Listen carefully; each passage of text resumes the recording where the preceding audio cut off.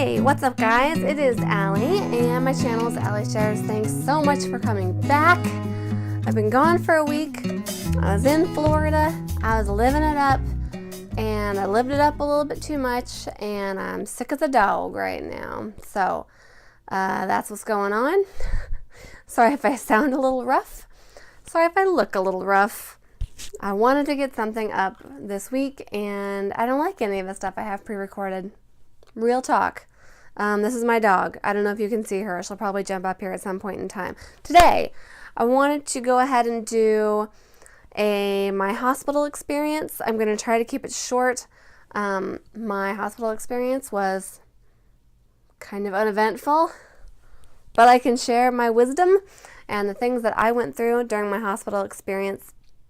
So, I had my surgery done at Aviva Medical Center in Shoreline, Edmonds, Washington, on December 13th, 2016 by Dr. Peter Billing. I started my pre-op diet at 294. I was 285 day of surgery. It is, what is it? April 9th. So I'm almost to 4 months, I guess, and I'm at 235 as of yesterday. So almost at 60 pounds since I started this whole thing back in December. So that's pretty exciting. I don't think I really realized that till just right this moment. I had my surgery done outpatient, meaning not in a hospital. I had it in an ambulatory surgical center. So some people would poo-poo one of these centers, and maybe I would also be one of these people in theory since I'm a nurse. But the thing is, it's cheaper. And I paid for my whole thing out of pocket. No insurance coverage, which maybe I'll talk about later if you guys are interested.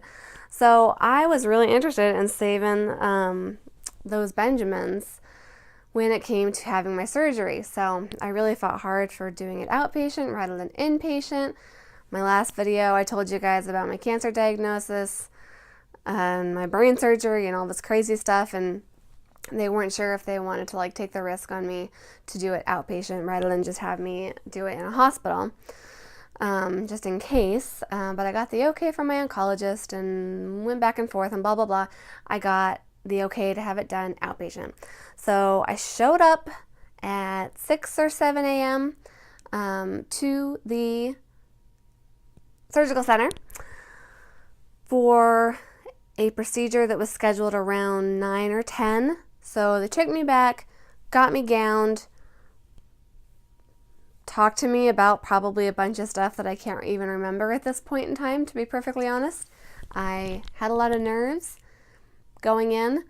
The day of, I wasn't nervous at all about the surgery until that morning, and then all of a sudden I got a rush of nerves, and I'm like, okay, well, this is happening, okay, yeah, and before I kind of knew it, I was on the table, and they were wheeling me in, and I remember going into the surgery room, I remember meeting the anesthesiologist, and I remember nothing after that. I honestly don't even remember them having me breathe anything in, or they could have actually injected, and that was when I went out. I honestly don't remember, because apparently I was that nervous. Woke up in recovery and remember some pain. I think I expected it to be a ton of pain, and it wasn't really a ton of pain. I felt discomfort in my stomach. I guess it's kind of hard to describe the pain. I suppose if you've had a C-section, you would understand. You got some freaking holes in your stomach. I don't know. Imagine what that would feel like. You have some holes in your stomach. And at my surgical center, they didn't do any stitches. They didn't do any staples. They didn't do any drainage bags. Depending on how your surgery goes and what your surgeon is like, you might have any of these options. My surgeon just used some surgical glue. Or if I'm honest, most likely had the nurse use some surgical glue because that shit's pretty easy to apply. And so they glued me up, and I ended up with about five little incisions across my belly and one up under my boob. I think about 4 or 5 videos I showed you the scars. 4 or 5 videos ago, I showed you the scars, which you can go and check out. I will update you on what the scars look like. As of now, to be honest, I don't think they're fading. As my stomach is getting smaller, I feel like they're maybe even getting a little more pronounced, but they still don't bother me. They're still not something I'm like, ah! What else? I'm super caffeinated today, you guys. Can you tell? Are my eyes wide? Okay, waking up, felt discomfort. Okay, the rest of the night, I stayed that night after my surgery, and then left out the next morning really super early before they shipped in a fresh batch of sleevers. They're kind of like a factory there. So I stayed all through that evening and through that night, and at first I was on a lot of pain medications, so I kind of remember the nurse coming to get me up and walk me up and down and then sit me back down, and because of the pain medication, as soon as I sat down, I was out. So I would sleep until the nurse would come get me again. And that's kind of how it went the whole night. I felt like I started refusing pain medications as soon as I had a mind to refuse them. The nurse was really, really bracing me when I would get up out of my chair, to the point where I felt like it was too much. Like she was expecting me to be in a lot more pain than I actually was in. It felt like some burning. I don't know. Have you guys got tattoos? I've sat for a couple pretty long tattoos, and that little burning sensation you get when the needle goes across your skin, it kind of felt like that across my stomach in those different places. But once I got to the standing position, it would dissipate. So it was like, I don't know, okay, 1, 2, 3, ouch, ouch, ouch, ouch, ouch, okay, I'm fine. And then you walk back and forth. So, I don't know. I think the nurses probably had experience with the people who were in a lot more pain normally, but I didn't feel like I was in that much pain. So, the nurse would ask me what my pain level was, like we tend to do as nurses, and I would typically say like a 1 to a 2, at least when I was sitting. Maybe in the motion of standing, it would get up to a 4 or a 5, but not really that bad. And so I started refusing the pain medications, and I took maybe 1 or 2 rounds of the medication they sent me home with before I stopped taking it because I really didn't feel like I needed it. So that was the hospital experience. Most of you will probably be in a position where, well, I guess I don't really know. It depends from place to place. If you're going to do inpatient, you'll have a room and might have a chance to be a little more comfortable and be there longer. I was in there so flashbang and gone that I barely even remember. I didn't have a bed. I had basically a recliner in a little curtained off area, and there were, I don't know, 4 or 5 of us maybe there overnight. As far as things I brought a lot of stuff. I watched a bunch of videos first, of course, on YouTube about what to bring, and I took everyone's advice. First thing I brought,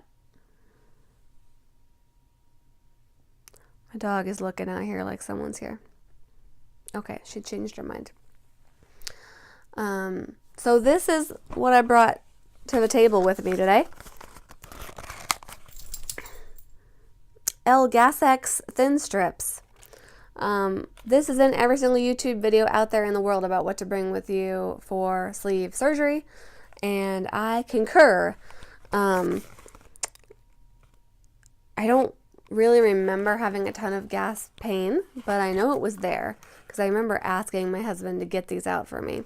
So the gas pain is there, you know, because they pump you up full of air to do the surgery. And this was really good at relieving it.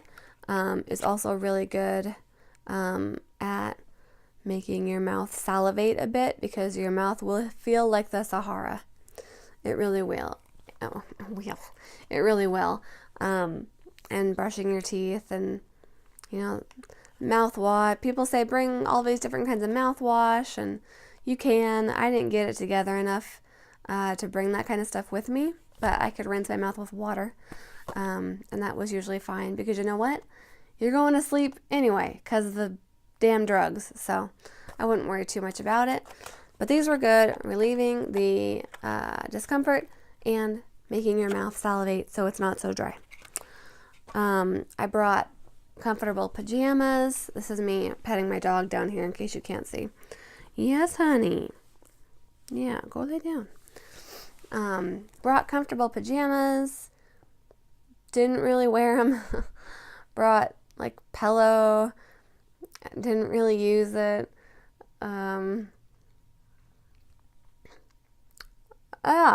I could have done without everything probably, except a toothbrush, toothpaste, some Gas X strips, because they had everything there for you that you need. The non-slippy socks, the gown that I was wearing, blankets that you need, and then it was over. It probably wouldn't hurt to have a little pillow or a little comfort thing. I think, I brought it. I brought this little man with me, which was a going away present from one of my wonderful places of employment in the past year when I got my cancer diagnosis and I couldn't work for a while. Here's a little adipose Doctor Who reference, because I'm a nerd. So he's pretty thick. So I was going to use him on the way home to brace my stomach for when I went over bumps and things. Didn't feel like I needed him, although he's very cute, so he was very nice. Oh, probably blocking my mic. Although he is very cute, so he was nice to have there. It wouldn't hurt to have something like this if you're someone who's going to be in a lot of pain, to brace yourself on the way home for if you're going over bumps and things, especially if you have a long way to travel. I didn't have that long to travel. So that was really my hospital experience. I can't think of anything else I brought that I really needed, especially since I was only there overnight. If you guys have specific questions about my hospital experience, I would be more than happy to talk about them. But that was mine. It was bada bing, bada boom. Get her in, get her out. It was done. One night stay, up and out, 6 a.m. that morning, so they could clean house for the next set of people coming in. That's really what it felt like a bed and breakfast or something. Maybe less enjoyable. Sorry I sound so stuffed up today. I am going to be making a video about my trip to Florida, hopefully this next week, because I had some really interesting things go on there. My first vacation since my sleeve and my first vacation since my cancer diagnosis. And I would also really like to make another Dia & Co. video and a Stitch Fix video. I am slotted to receive my Dia & Co. box and my Stitch Fix box tomorrow. So I'll be making that video this week and putting it up sometime in the next couple weeks, because you guys seem to like that one, and I like it too. I want to wear some new fancy clothes for my 60-pound lighter body. Hey, was that sexy? Yeah, I bet it was. Hey, friends. Okay, anyway, that's that. I'm Allie. The channel is Allie Shares. Thank you so much for stopping by yet again. Leave me a comment. Subscribe if you want to see what crazy shenanigans I'm getting up to. And I will see you guys next week. Bye, lovelies.